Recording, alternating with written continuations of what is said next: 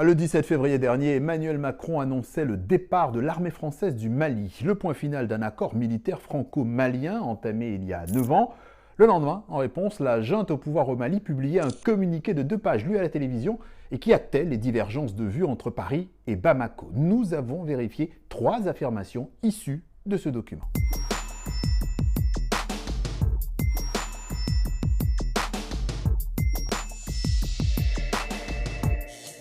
D'abord, la junte affirme que cette décision de retrait de Paris est unilatérale et en violation des accords liant la France, le Mali et d'autres pays.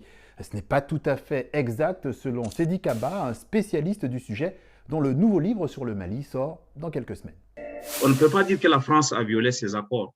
Ce dont il s'agit, c'est surtout la révision qui est demandée par la partie malienne, notamment sur la possibilité d'avoir un meilleur contrôle sur les aéronefs. À l'état actuel des accords, lorsque le personnel de Barkhane commet une infraction à la loi malienne, il ne peut pas être justiciable des tribunaux maliens. Et la nouvelle équipe au pouvoir aujourd'hui estime que trop de privilèges ont été accordés à l'intervention militaire française. Deuxième point, le communiqué indique que la France a suspendu le 3 juin 2021 ses opérations militaires avec le Mali. C'est vrai, factuellement, mais sur le terrain, les soldats français ont continué de travailler avec l'armée malienne. Cette coopération a toujours continué sur le terrain. Les militaires français accompagnent les soldats maliens, continuent de leur fournir du renseignement, continuent de leur fournir de l'assistance.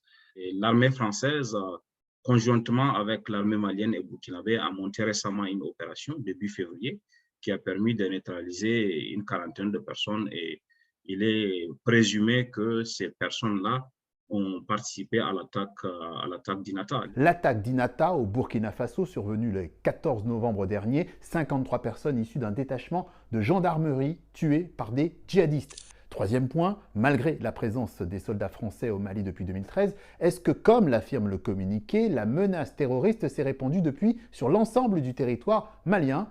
Oui, c'est plutôt vrai. La question de savoir si la menace terroriste s'est aggravée nécessite de faire un séquençage. Lorsque Serval arrive en janvier 2013, il y a à peu près 20% seulement du territoire malien qui est sous la menace du groupe terroriste. Aujourd'hui, c'est 80% du territoire malien. Lors de l'intervention Serval, il y a très clairement eu un succès tactique qui a permis d'arrêter la progression des groupes djihadistes vers le sud du pays, ainsi que leur occupation des villes du nord. Mais lorsque le mandat de cette opération Serval a été élargi, c'est vers la zone des 3 frontières que s'est concentrée l'intervention française, parce que les autorités maliennes n'ont pas souhaité que les forces françaises interviennent dans le sud du pays, alors même que de nouveaux groupes djihadistes sont apparus dans cette zone. Et depuis l'annonce de ce départ des troupes françaises, des rassemblements ont été organisés, notamment ici à Bamako, pour saluer cette nouvelle. Le Mali demande à la France de retirer ses soldats sans délai. Emmanuel Macron répond que Paris se retirera en bon ordre et que la France ne transigera pas sur la sécurité de ses soldats.